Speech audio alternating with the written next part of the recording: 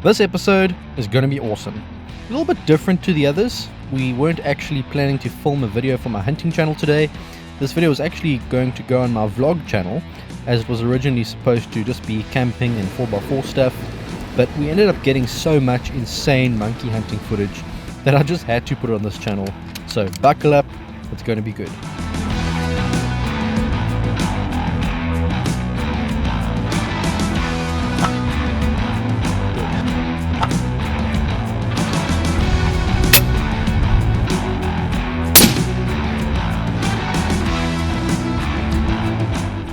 But let's rewind and start right at the beginning with a beautiful sunrise.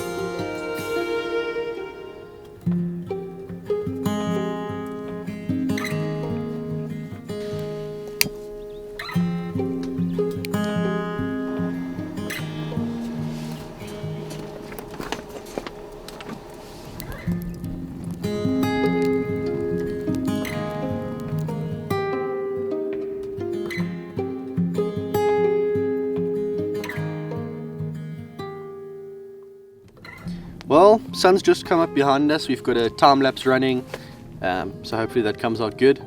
And wow, what a morning! I mean, we've really been lucky with weather here over the past few days while filming. It's been unusually warm for winter. Normally they get snow and frost up here, and it drops down well into the negatives every night or many nights. We've just had warm temperatures and beautiful sunny days. Very little wind, although a few days we've had wind that's kind of makes it difficult to shoot with the air rifle, but it's been incredible. I'm busy warming my feet here by the fire. We've just made some coffee. Could not wish for, a better end to our Oxwagon Diaries season. I'm not sure if this will go on my main channel or my Matt Dubber channel. I guess it depends on what the content is. If we see some monkeys and stuff and get opportunities to shoot at them and get some hunting footage, then it may go on my main channel, but let's see. For now, we're just soaking in the beautiful surroundings, the valley down here. I'm guessing as the sun comes out, we're going to see some animals moving up and down this valley. Hopefully we can get some footage of them, and yeah, what an amazing day. So beautiful. Our little perch right on the edge of the cliff gives us such an awesome panoramic view over the valley below, and as the sun starts to heat up, we are very tempted to just spend the next few hours relaxing. However, with the conditions as perfect as they were, I just couldn't resist bringing out the rifles. Well, being out here on a nice morning like this and having free time gives us a perfect opportunity to do a bit of training up in the mountains, which is something I don't often get to do. But we're going to simulate having spotted something at a pretty long range. I found a nice rock where I can spot my impacts. I don't have time to put a gong up. The rocks work perfectly. There's lots of rocks here in the valley. Ranged it at 715 meters. I've put that range into my Kestrel, and the Kestrel's obviously got all the atmospheric conditions and stuff as well that it takes into account. Measured the wind at like only 1 or 2 miles per hour here, but I think in that valley, normally shooting across the valley like this, it might be a bit more. So I'm going to actually go change the wind. For wind speed 2, I'm going to say 3 miles an hour. When it comes to elevation, you've got to trust the hard data, but wind, you have to look at what's going on other side of the valley, got to know what's happening across the valley, all of that stuff. But let's see, I'm going to take 3 shots here.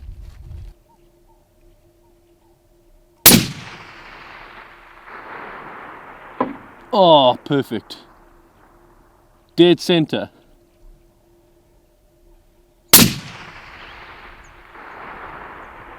Dead center again. And last one. Oh my word. So that group at 715 meters is probably the size of my hand, maybe even the size of my fist. It is like 2 shots right on top of each other, Third one is a few inches low, but exactly in the center of my crosshair. So that would have been, if that was an animal, it would have been heart and lung shot 3 times out of 3 at 715. I mean, this setup, you can see it's made for long range shooting. I've got a Bix & Andy trigger on here from Bullet Central. Good scope, element nexus. It tracks extremely well, so I know I can rely on it. And I must mention as well, this Fryer and Devrick silencer on here, it weighs under 300 grams. It's a little bit louder than the Sustec, but that's to be expected. The Sustec was big and heavy. This is very, very light. But super impressed, and I gotta say, I love this gun for long range shooting. The 260 hasn't been used much on this trip, so we decided to take it out, and Nicole has some fun. Oh, that's satisfying. And lastly, before we head off down the mountain, I have some interesting information to share about the Impact M3 as well. As you may know if you've watched earlier episodes, I've had a few issues with my trajectory calibration when I did my scope stickers. I must have measured my scope height wrong or something like that, because it was way off, and that's been kind of the thorn in my side this whole hunting trip. I think I've just found a quick solution to fixing that, and it comes in the form of the 6-hour BDX rangefinder. The way I've normally used this in the past is that it Bluetooths to my Kestrel and they connect to each other, and it takes that sends the distance and the incline angle to the Kestrel, and then the Kestrel gives me a firing solution, and it's super accurate because the Kestrel takes real-time environment into account. However, there's another mode on here called ABU, which essentially saves a ballistic profile on the actual rangefinder, so it's much faster than trying to connect to a Kestrel. And as you know, with airgun hunting, you've got to be so quick, you don't have time to connect to a Kestrel, not a chance. The downside obviously is that it doesn't take real-time environmental conditions into account, but neither do scope stickers, so this is maybe a good alternative to scope stickers. So what makes this system so great is it takes the incline into account. So for example, if I range a tree down there, 87 meters, 3-degree decline, 1.3 mils. Okay, now I'm going to range a different tree at a similar distance, 86 meters, 19-degree decline, 1.0 mils. So there's quite a big difference between two objects that are a similar distance, and that's purely down to the decline and incline angles. Just for fun, I decided to range a dam almost 600 meters away. The rangefinder tells me to dial 51 mils for elevation. That's over 30 meters of bullet drop, and wait for it. Ha! Spot on. Yeah. Getting out of this campsite's a bit hairy up this slope here. It's not for everybody, that's for sure. And we're out. Okay, so first thing I'm going to do, I think, is just go for a fun drive. And there's a road that goes down the valley below where we camped. I'm going to try and find that road and just go for a fun drive along there and see what we can see. It looks like there's a lot of game there. Should be a good way to end the trip.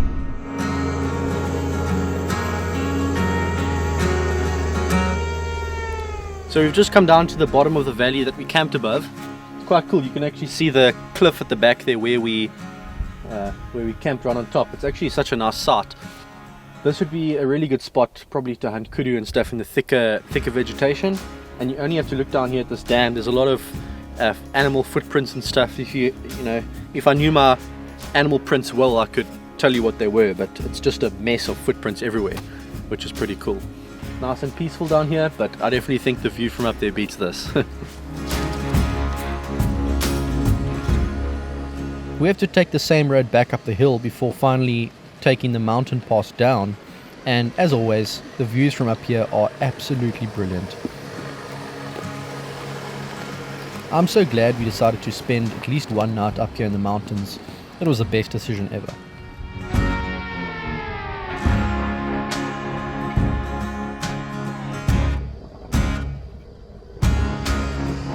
It took us about 20 minutes to get down the mountain, but soon we were at the bottom, in amongst the goats, and it wasn't long until the grey menace tempted us into pulling out the airgun once again.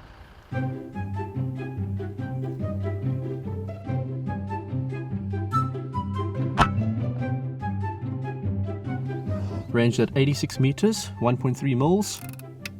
Perfect. Perfect, perfect.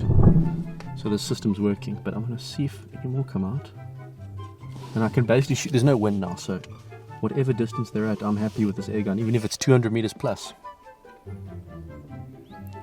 I do get some longer shots as the rest of the troop starts to run up the mountain, but things don't quite go my way. I get this range wrong and the slug passes low, just deflecting off a branch. And this one gets pushed off to the right, just trimming his sideburns. Lucky monkey.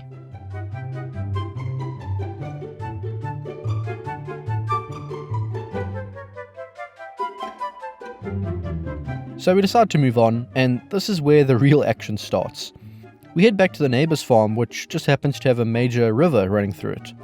This river attracts a lot of monkeys, not only because it provides fresh drinking water, but also because the thick bush around it provides a great launch pad for their raids on all the surrounding crops.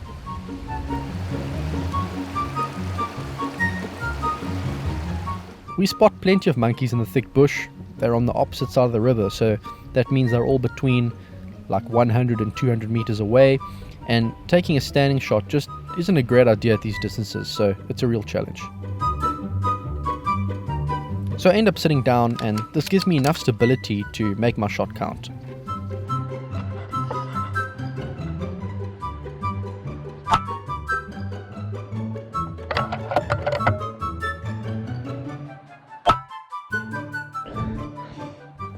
That was insane. I didn't have my rangefinder with me. I was following a troop of monkeys along the river here, and I walked probably a few hundred meters from the vehicle, forgot my rangefinder. Monkeys popped up on the other side of the river, quite far, too far to just hold over and fling. So what I did was I rested my rifle on my knee, kind of field target style, and I know that the parallax on the Nexus is pretty spot on, and parallaxed it, got it nicely in focus. Saw it was pretty much exactly on 100 meters on the parallax, and dialed to 2 mils, which is 100 meters on the turret, and tried to get steady and took a shot and dropped him on the spot. And yeah, the rest of the monkeys heard the thud and started running off, but that's how it's done. Awesome. Yes, they're all down there. I wonder how far that is. Now this is where things get so weird. I have never seen anything like this before, and it was pretty comical, but it seems as if there was some sort of territorial battle going on. Two groups of monkeys appeared out of nowhere, forgot about hiding away completely, and just started throwing rocks at each other and charging towards each other. My guess is that both of these groups are competing for food in the same area, but I have no interest in primate politics. I'm a simple man. I see monkey, I shoot monkey, and right now there are a lot of targets to choose from. I'll let this play in real time and then we'll analyze what happens. He stopped 107, 2.45. I don't know, there's a whole bunch there.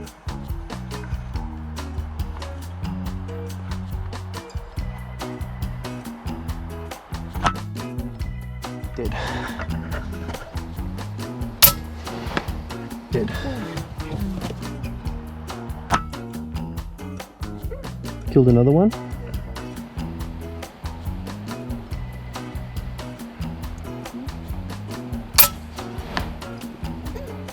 Oh my goodness, these monkeys are having a war here. It looks like there's one troop on the one side of the river and another troop on the other side of the river, and they couldn't care less whether there's lead flying over them. They were just at each other, running around like crazy. It was pretty bizarre to see. I haven't seen monkeys being that aggressive before. Maybe they thought the slugs flying over them were the other troop throwing rocks at them. I don't know. But either way, it served as a great distraction, and it allowed us to get a couple of them down, which is great. The monkeys finally realize that some of their friends are mysteriously disappearing and go back into hiding, but it gets even better. One of the troops decides that it has to get from one side of the river to the other, and this presents a bit of a security issue. They have to expose themselves for at least a few seconds in order to cross safely, and of course, I am waiting.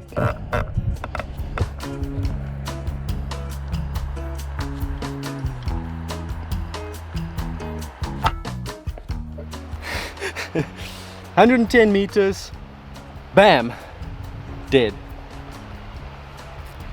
I love this gun. This thing is so insane. It is so insane. I mean, I'm on a pole with this Patriot bag, which really works awesome. You can just rest it like this. Got a Saber Tactical Arca rail here, the short one. Perfect for just finding center of gravity and resting. And ranged, actually Nicole ranged for me. Dialed quickly, 110 meters on the head, done. This is what Precision Marksman Challenge looks like in real life. They were drinking from the river. Another one.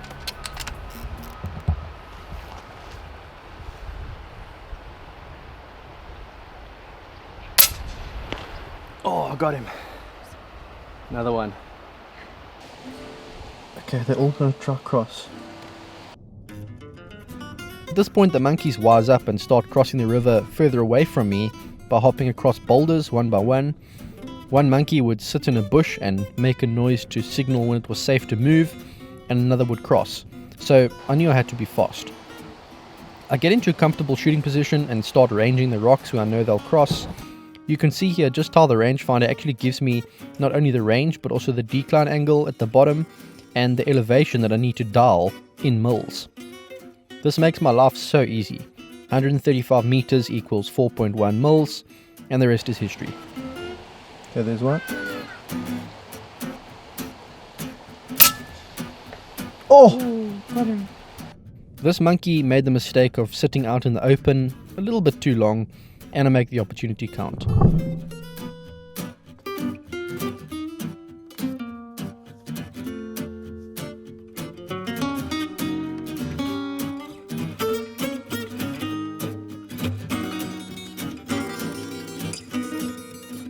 All the monkeys have crossed over now and are back in the bush, but I get one more opportunity from pretty far out and make it count with a quick follow-up shot.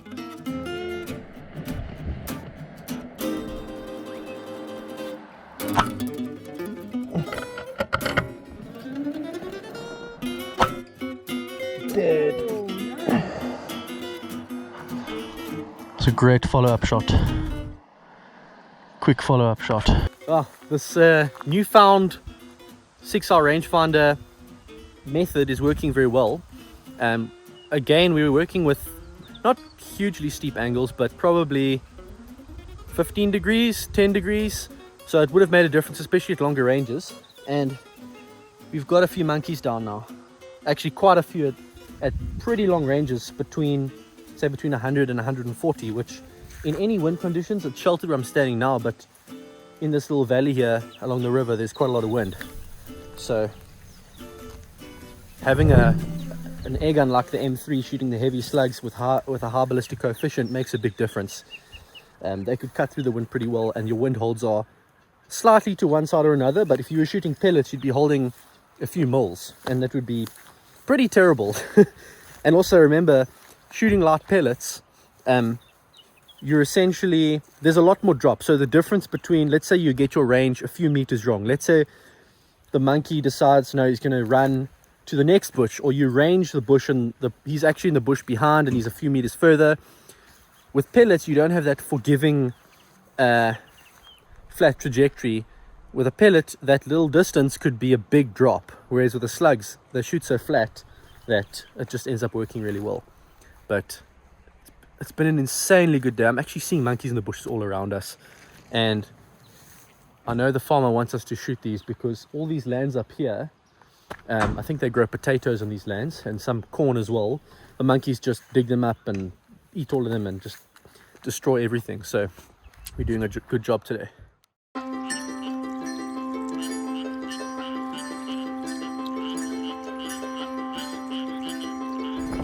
Okay, so the guns have gone away, even though it was fun and we had to get a job done. Now the actual fun can start.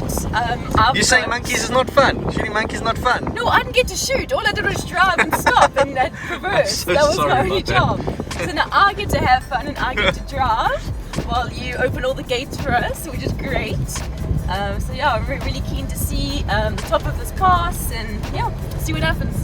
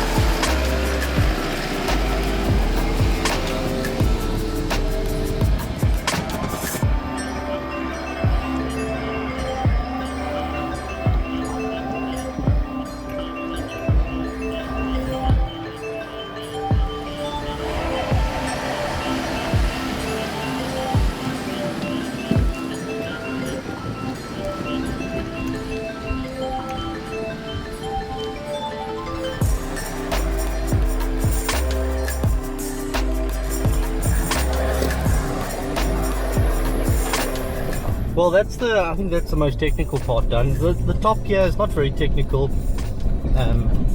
It's more just beautiful than anything else. It's a rough road in terms of a lot of stones and bushes growing in the road and stuff like that, but it's not very technical. It's quite an easy drive.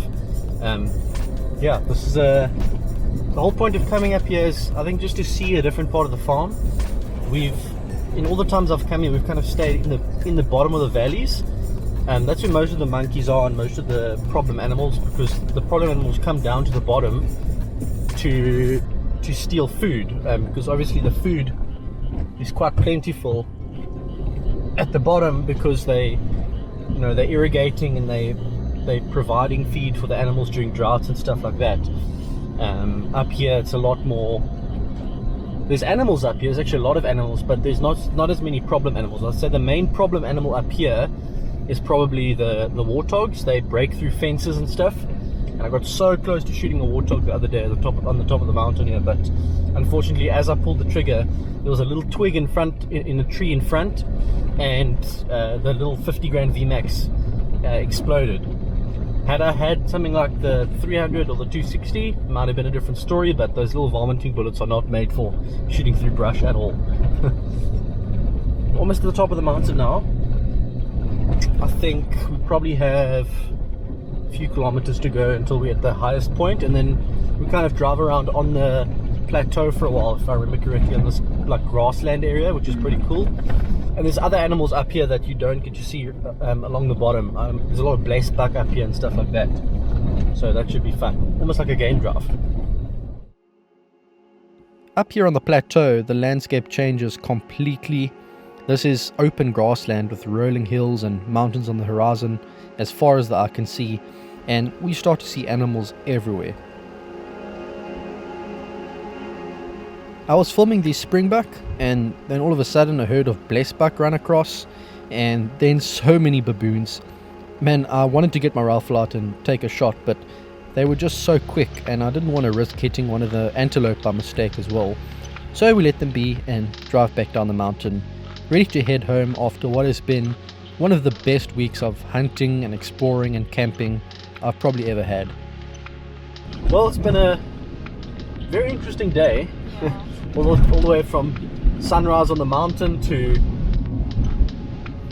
hunting monkeys to little 4x4 trails spontaneously, but it's now 3 p.m. and we are ready to head home. We are tired. It's been a long week. We haven't been home in a week. We've just been hunting the whole week, so we've basically been living out of the food in the fridge in the back of the truck here. So I think it's time to go home and get some rest and start some editing, I guess. I hope you've enjoyed the series. I know we've really enjoyed being out here again, and it's definitely the first of many trips with Nicole. She's been a great cameraman and a great driver, although I promise I won't make you drive all the time. Thanks. I've been kind of hogging the guns, I guess, but I think once Nicole gets a bit more experience with like the quick shooting that we have to take here, it's not like shooting from a bench. It's quick, and I don't think Nicole has that much experience with that, but she'll get there. There's only one way to get experience though. Oh, that's true, but yeah, we'll hopefully see Nicole behind the gun as well next time. Thanks for watching. See you next time. Dashing baboons on the highway. The funny thing is he's winning. This is ridiculous. Gonna give us some commentary, Nicole? We've got this. Oh, looks like we're gonna overtake. Oh, he gave up. He gave up. But for a solid like 2-3 minutes, he was genuinely overtaking us. He was going at max speed, and we couldn't even do anything about it. It's so sad. South Africa at its best.